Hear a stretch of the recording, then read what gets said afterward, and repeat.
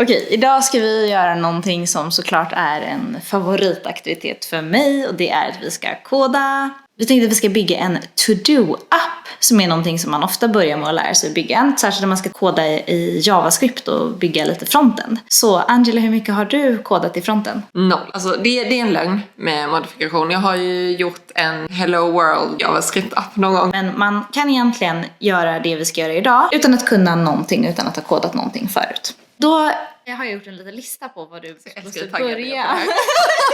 Välkommen till er diskussionsstudio. Det första vi ska göra för att bygga den här to-do-appen är att ni ska gå till den länken som vi länkar till i vår beskrivning av den här videon. Det är till GitHub och här hittar ni alla instruktioner ni behöver. Så det här är skrivet för att passa en Mac-dator. Så har du inte en Mac-dator kanske inte alla instruktioner passar perfekt. Men det första vi ska göra är att se till att vi har en Chrome-browser installerad på våra datorer. Så börja med att göra det. Sen är det bara att följa de här instruktionerna. Jag kommer börja med att öppna upp de här 3 länkarna, för de kommer vi behöva. Så de ligger här. Det första vi ska göra är att ladda ner VS Code eller något annat liknande program för att kunna skriva koden i. Det här steget borde gå fort, så bara klicka, ladda ner och öppna upp precis som ett vanligt program. Nästa steg är att följa de här instruktionerna för att installera Node NPM med hjälp av någonting som heter Homebrew, ett jättebra verktyg för Mac-datorer. Och då följer ni bara alla de här instruktionerna i de här svarta rutorna genom att kopiera dem en och en. Och nu ska vi använda oss av terminalen. Och då kan vi söka efter program så här på Mac-datorn och skriva terminal. Och då är det det här programmet, den här svarta rutan. Så vi öppnar det. Och nu kan det komma upp en vit ruta eller en svart ruta, men det ska inte se så himla mycket roligare ut än det här. Och när den här har laddats färdigt, då kan vi klistra in rad för rad här och klicka enter för att köra de här raderna. Det kan ta ett tag, men när vi är klara så ska vi ha kört den här sista raden. Då har vi installerat färdigt det vi behöver för att göra nästa steg. Och det är att använda Create React App. Och än en gång, scrolla ner till den svarta rutan och gör de här instruktionerna rad för rad i terminalen. När ni kör den här raden så gör ni cd documents så här. För då kommer ni att gå in i er documents-mapp. Då ser ni att ni är inne i den och då kommer ni lättare kunna hitta till den här mappen sen. Och sen följer ni bara de här instruktionerna och sen kan ni gå in i Visual Studio och öppna er mapp som har skapats. Då tar ni bara Open. Och sen så letar ni er fram till eran My App. Och då kommer den att ligga under dokumenten. Jag har lagt den i en annan mapp.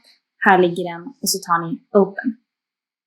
Den sista grej som vi ska göra är att i det sista steget här så ska vi skapa en ny fil som heter list.css. Då kan vi gå till Visual Studio och sen så skapar vi den genom att klicka New File under src-mappen så här. Och sen döper vi den till list.css. Jag har den filen.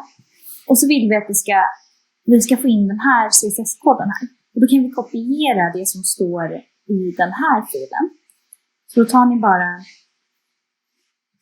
allting här, kopierar och klistrar in så här. Och så sparar ni. Och då är vi redo. När vi har gått in i rätt mapp och kört npm start.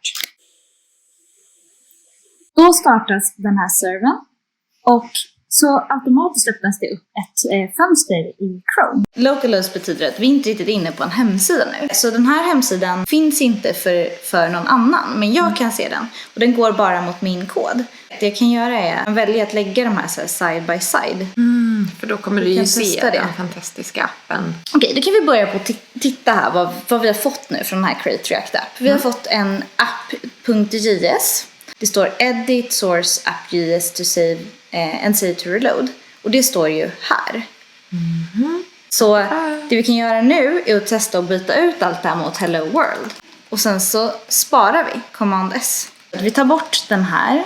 Det här behöver vi inte ha. Då tänker jag att vi har någonting som heter list här. Och sen så gör vi så att i source-mappen så högerklickar vi så här. Skapar vi en ny fil som heter list.js. Vi kan egentligen kopiera allting från app.js och lägga in i list.js. Men vi tar bort logon, för den behöver vi inte. Vi byter ut app.css mot list.css. Och så står det så function app, där skriver vi list istället. Och även här längst ner export default list.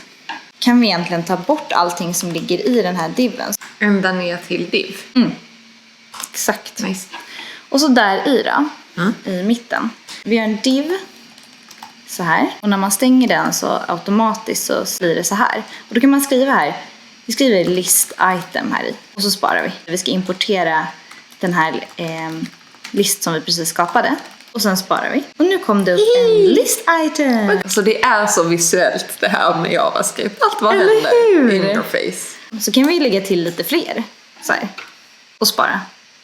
Så det är egentligen så här vi vill liksom börja bygga upp den här appen. Att vi har massa såna här kodblock som vi bara vill liksom lägga in. Det här är en lista nu, för vi har lite list items här i. Vi vill ju att ett list item egentligen ska kunna gå att så här, tas bort också. Så jag skulle vilja att det var en knapp till vänster med ett liksom kryss. Så att man kan bocka av grejerna. Vi skapar ytterligare en fil. Som heter listitem.js. Och där kan vi egentligen kopiera allt vi hade i list. Bara så vi får någonting att börja med. Och så kan vi döpa själva den här funktionen där uppe till list item. Då. Och samma sak nere i det vi exporterar. Så nu jobbar vi med en list item här istället. Och i den här nu då, så tar vi bort alla de här list items. Och nu tänker vi oss att vi är inne i en av de här raderna. Just det. Så vi är på en list item nu. Då vill jag att det ska vara en knapp och text. Just det. Så att då börjar vi med att göra en knapp. Och då gör man bara så här button. Och så kan man lägga till ett attribut som heter type button. Vi skriver x. Och så sparar vi.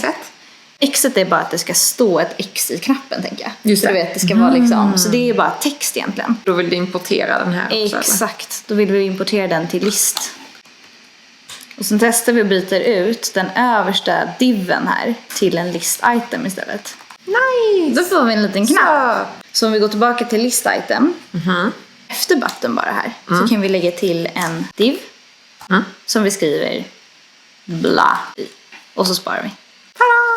Sen så vill vi bara lägga till lite styling på det här också. Så att vi lägger till class name, list item, button. Så blev det lite snyggare. Det här är för att jag har skrivit en sån CSS-klass som heter exakt så här. Just det, och den ligger i den list.css. Exakt, nice. Som man tittar där i så finns det en list item button. Så därför måste man skriva exakt det. För annars hade inte den fattat det. Alla de här divsen ska ju vara list items. Så då kan man egentligen bara byta ut dem så här. Men då kommer det också stå bla på alla. Vi kan börja med att göra så att vi kan lägga till någonting nytt. Och då så tänker jag att över de här list items så kan vi bara lägga en ny rad. Och där så ska vi lägga en input som ska vara type text. Och vi kan göra en placeholder där vi skriver add to do item. Och så stänger vi den. Vi vill lägga till lite styling också, så vi lägger till class name här också. List input heter den. Nu börjar det se ut som en to-do-app. Vi vill nu se till att när jag skriver någonting här, till exempel go shopping, så vill jag att när man klickar enter så ska den lägga till den.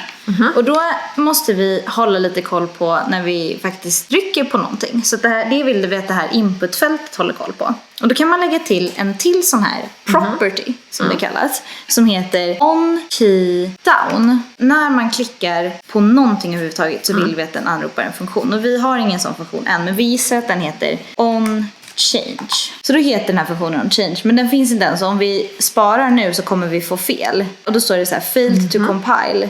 On change is not defined. Ja, men vi måste skapa den funktionen. Då lägger vi i list-funktionen här, men över return så lägger vi en ny funktion som heter on change. Och on change kommer att få in ett event när vi ropar på den här on key down. Värdet som står i den här i input, det som man har skrivit in där, den texten, den kan vi få ut genom att spara en ny variabel.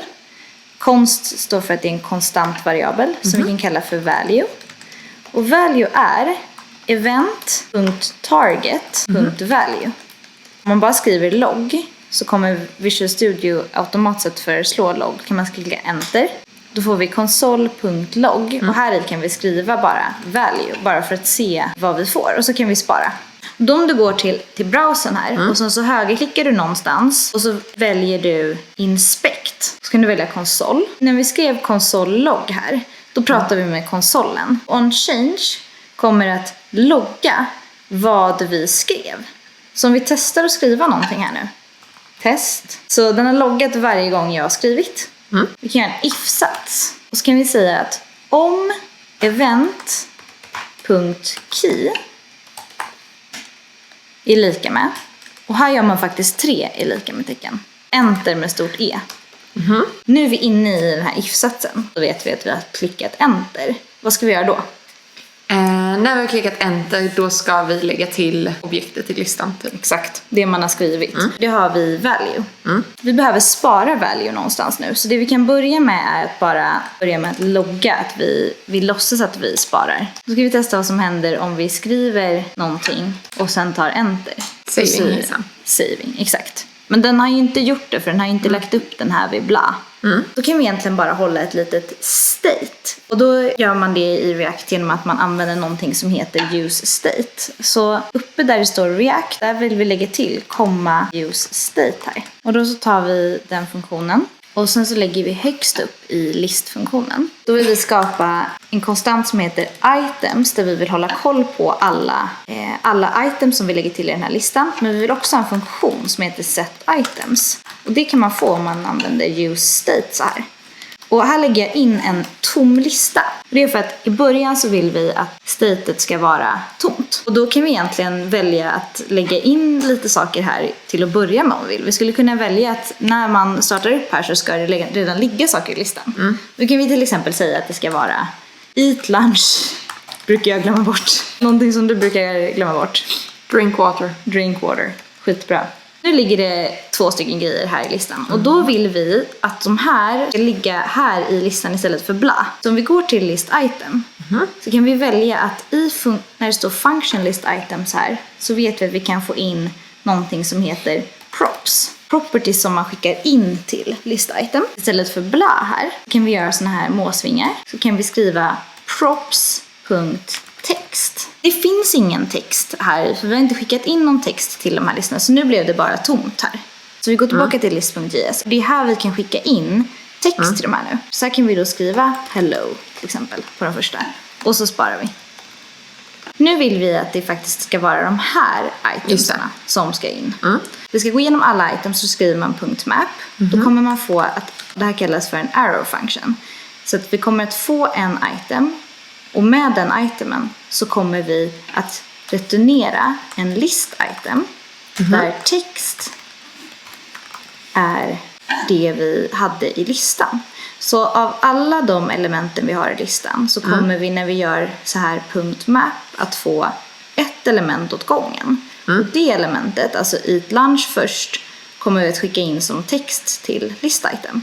Och sen kommer vi skicka in drink water. Så vi kommer göra det här för alla. Då kan vi egentligen ta bort de här andra list items som ligger där. Och sen så klagar konsolen här lite också på att each child in a list should have a unique key prop. Det är en sån här React-grej. Och då vill vi egentligen bara lägga till en key här som vi kan säga är item. Så jag vill kunna lägga till Angela till den här listan.